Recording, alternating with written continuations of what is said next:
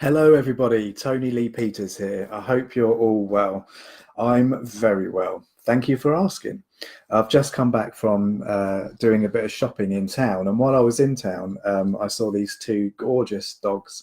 I'm not sure what breed they were, actually. I should have asked, but one of them was carrying this little teddy bear in his mouth.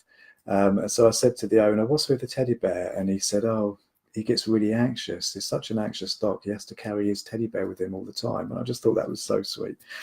Anyway, I'm not here to talk about dogs or teddy bears, although you might hear my dogs, because at the moment, my dogs are in a very active, playful mood. They're chasing the cat around. So if you hear the dogs, you hear the dogs.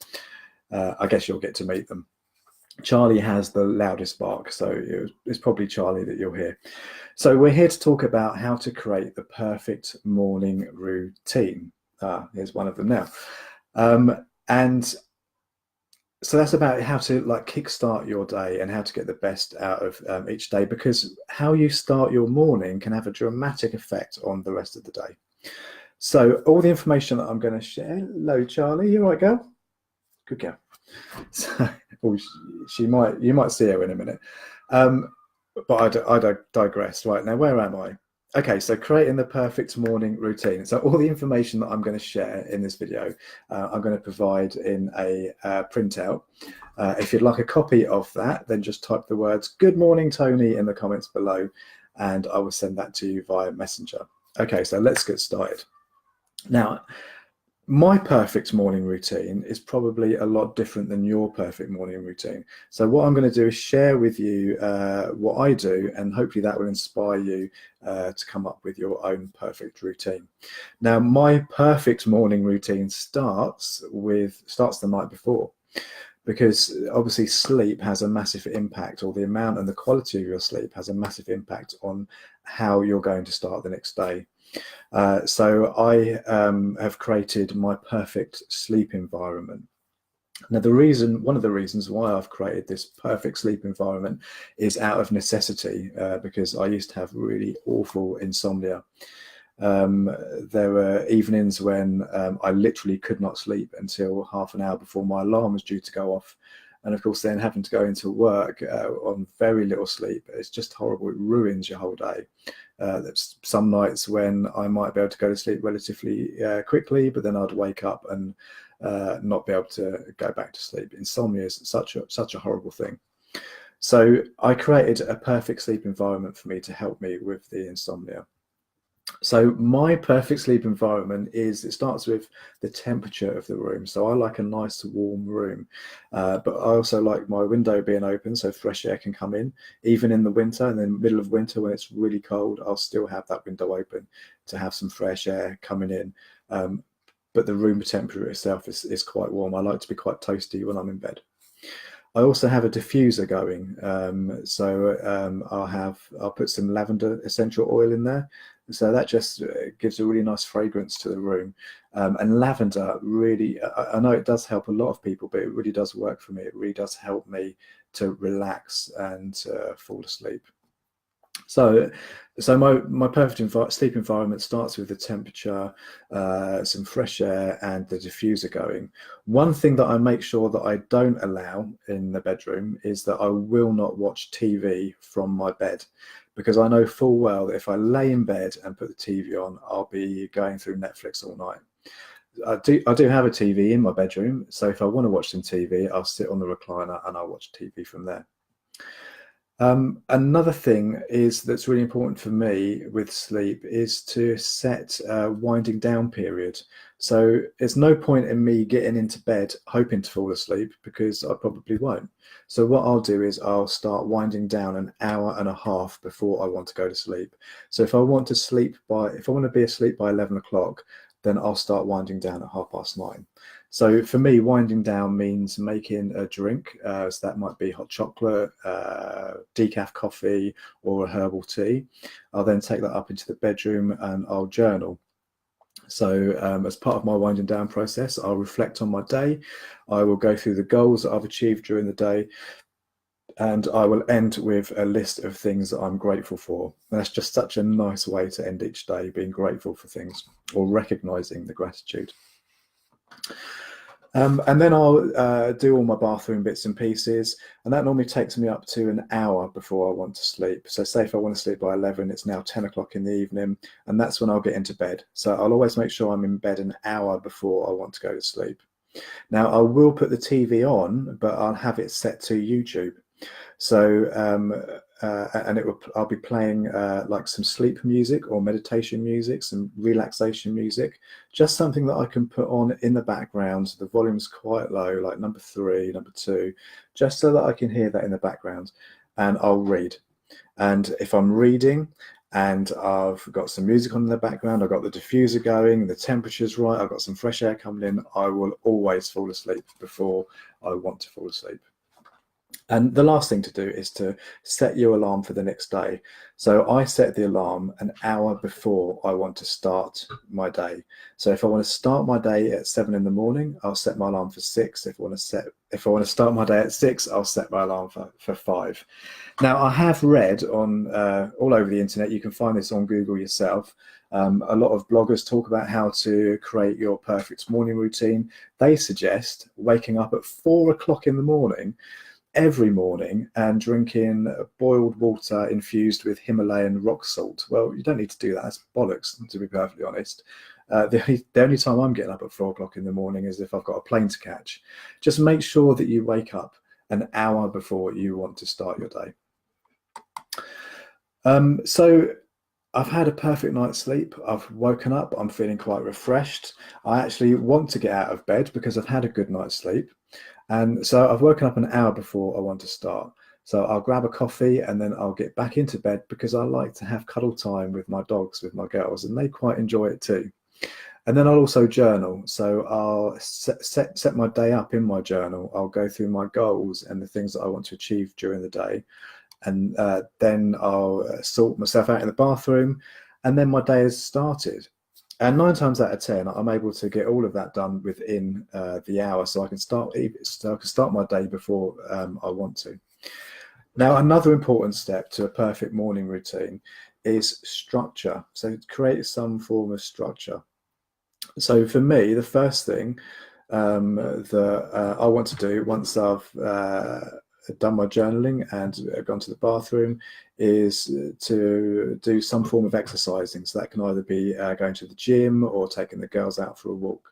But it's really important for me to start a day with exercising because it really makes me feel good and sets me up for the day. And then when I get back, I will go through my emails. So that's kind of part of my structure in the morning. Another really important thing is to promote the idea of kindness, or to promote kindness during the morning. And you can do this in all different ways, and it's about trying to be creative in your process with this. So for example, if I decide that as part of my exercise I'm going to take the girls out for a walk, I'm showing the girls kindness because all dogs need exercise, so I'm being kind to them by taking them out for a walk. I'm showing myself kindness because I'm getting some exercise for myself. And while I'm out, I'll stop and talk to people that are walking their dogs and have conversations with them. It's just trying to find creative ways of promoting kindness, because that can have a massive impact on your subconscious. Not just being kind to yourself, but being kind to other people. And the sooner you can start doing that during your day, the better your whole day will be. And it can also have like a knock-on effect in your subconscious for days to come. It can really help. It can have a dramatic effect on how you view life and how you view yourself. It's quite underrated, but give it a go. Promote kindness. It's something that I'm really passionate about. And also during the morning, try to challenge your negative thoughts. Some people can find it quite hard to challenge negative thoughts because they may not be aware that they're actually having negative thoughts. Sometimes if we've gone years and years of feeding ourselves negative self-thoughts, it just becomes part of us. So we're not necessarily aware that we're doing it. So try to become aware and pick up on if you're giving yourself negative thoughts. And if you do become aware of that, then start challenging those thoughts. At the moment, it's not particularly important to find out where those negative thoughts are coming from. It's just about being aware of these negative thoughts. Because very often when we have negative thoughts, again, that can really impact us for the rest of the day. I mean, I've spent years working on my negative thoughts, so it's quite natural for me now to, as soon as a thought pops in my head, I'm aware of it, I'm challenging it, it's gone. But it can take quite a long time to get to that point. Another really important step in each day is to have breakfast. Some people skip breakfast, but breakfast has been known to really help to kickstart your metabolism, and it's just a really good way of starting the day. And it's another way that you can promote kindness, especially kindness towards yourself. So, for example, if you're the kind of person that likes to have a McDonald's breakfast every morning, well, that's not particularly being very kind to yourself. It might be tasty, but you don't want to be doing that every morning. I used to be the kind of person that would eat a box of Jaffa cakes every morning for my breakfast. Now, that wasn't being very kind at all. So now I might have some yogurt, I might have some toast, but I'll also have some fruit. I'll have something healthy, because that's being kind to myself. And my subconscious is going to pick up on that. It's going to pick up on the fact that there's a bit of self-love going on there, that I'm actually, caring for myself. And the last step is to be present in whatever it is that you do during the morning. Now, it's not to be present for the whole of the morning. That would be pretty impossible, but it's to be present during certain times of the morning. So what I mean by that is, if you're out walking your dogs, or if you're commuting, be present of, be mindful of the moment. So you can be mindful by feeling the wind against your skin, feeling the sun on your skin, or feeling the rain on your hood or your jacket. Just be mindful during certain parts of the morning, because that can really help towards making sure that negative self-thoughts don't come in. It can help challenging negative thoughts. And being mindful and being present in the moment is what we should all be trying to achieve anyway. It helps us to not live in the past, and it helps us to not be anxious about the future. So just try to incorporate being mindful or being present during certain times of your morning. Now, it's the reason why it's important to set to set a perfect morning routine is because, as I said right at the very beginning, it can have a massive impact on the rest of your day.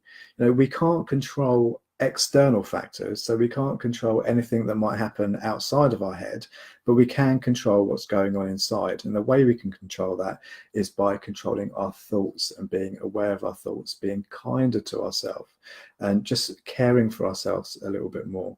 And that can all start by creating a perfect morning routine.